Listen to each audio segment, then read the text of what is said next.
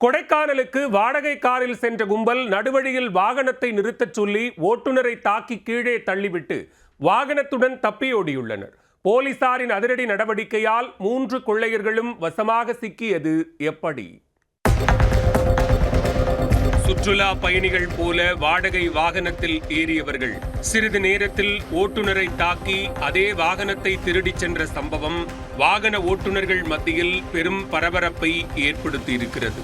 மதுரையில் வாகனத்தை திருடியவர்கள் கொடைக்கானலில் வசமாக சிக்கியது எப்படி?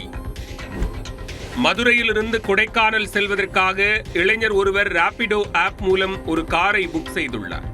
இதையடுத்து மதுரை ஜெய்ஹிந்த்புரத்தைச் சேர்ந்த அப்துல் அமீத் என்பவர் புக்கிங் செய்யப்பட்ட இடமான அப்பன் திருப்பதி பகுதிக்கு வாகனத்தை ஓட்டிச் சென்றுள்ளார்.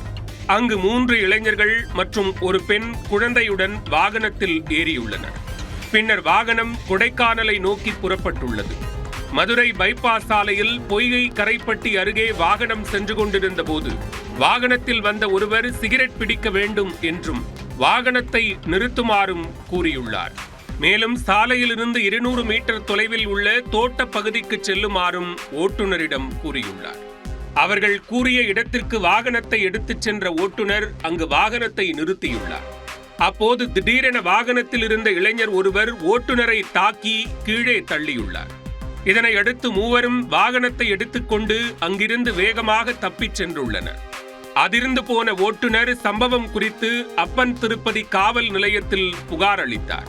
போலீசார் வழக்கு பதிவு செய்து சிசிடிவி காட்சிகளை ஆய்வு செய்ததில் திருடப்பட்ட வாகனம் கொடைக்கானல் நோக்கி சென்றது தெரிய வந்தது.